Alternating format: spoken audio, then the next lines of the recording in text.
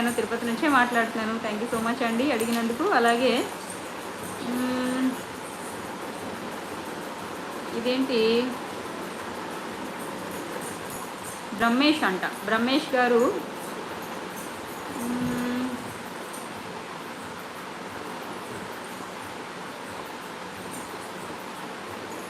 మీరు సమాజానికి మంచి మాటలు చెప్తున్నారు, భలే సెట్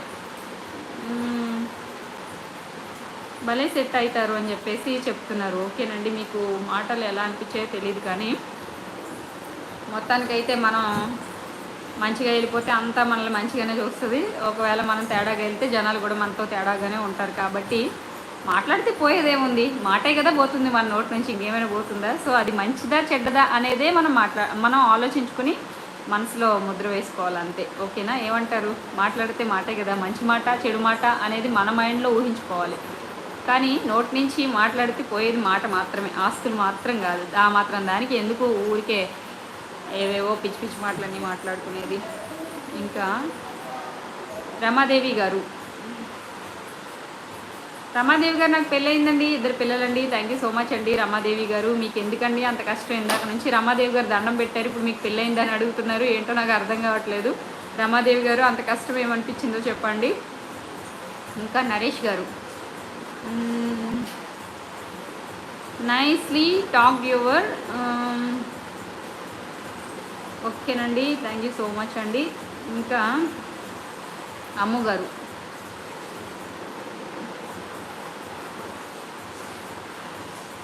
మీకు ఆర్ట్ అండ్ క్రాఫ్ట్ వచ్చా అని అడుగుతున్నారు. నాకు ఆర్ట్ గీయడం వచ్చి కానీ ఆర్ట్ అండ్ క్రాఫ్ట్ అయితే రాదు అని వచ్చుంటే ఓకే, కానీ వచ్చు అని చెప్పి రాకపోతే ఇబ్బంది కదండి. అందుకని అలా చెప్తున్నాను అనమాట. సో ఏదైనా కూడా వచ్చి రాదు అన్నా పర్వాలేదు, ఎందుకంటే మన టాలెంట్ని ఉపయోగించే అవకాశం ఏదో ఒక రోజు దేవుడు కల్పిస్తాడు. ఆ రోజు మనం ప్రూవ్ చేసుకోవచ్చు. రాదంది అబ్బా బాగా వేసింది అనిపించుకోవడం బాగుంటుంది, కానీ వచ్చని బిల్డప్లు ఇచ్చి వేయాల్సిన రోజు వచ్చినప్పుడు సరిగా వేయకపోతే మాత్రం నిజంగా ఆ ఇదిని అసలు వర్ణనాతీతం అన్నమాట, వర్ణించడానికి కూడా లేదు. కాబట్టి నాకు రాదనే చెప్పాలి.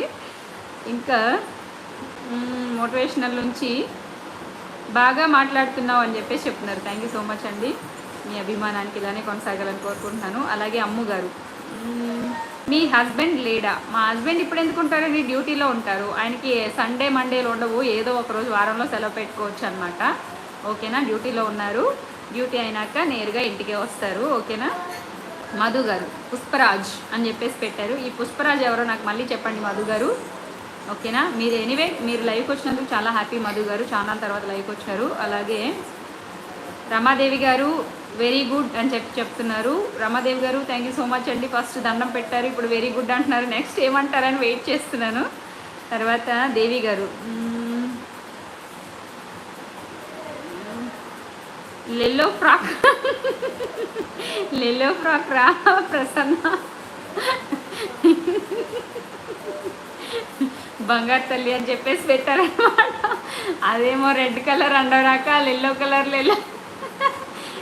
కలర్ అంటుంది. మీరేమో ఆ లెల్లో కలర్ ఫ్రాక్ బాగుంది బంగారు తల్లి అని చెప్పేసి నా ఫ్రెండ్ దేవి గారు చెప్తున్నారనమాట. Anyway thank you so much అండి. ఇప్పుడు బ్లూ కలర్ ఫ్రాక్ వేస్తుంది, లైవ్లో చూడండి, పెడతాను.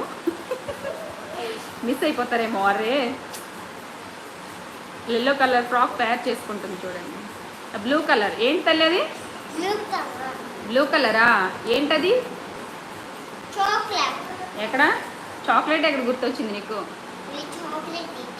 వేసుకో, ఫ్రాక్ వేసుకో. అది నచ్చలేనట్టుంది, వేసుకొని తిప్పుతుంది. అదే పుల్ల యాడ్ వద్దులే.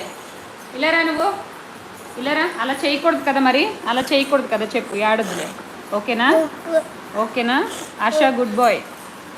ఓకేనా. సోఫాలో పోయి కూర్చో, సోఫాలో పోయి కూర్చో.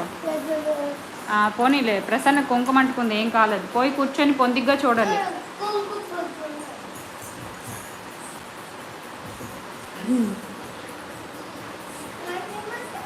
అదనమాట. ప్రసన్న బ్లూ కలర్ ఫ్రాక్ కూడా నచ్చలేనట్టుంది, అది పక్కన భారీ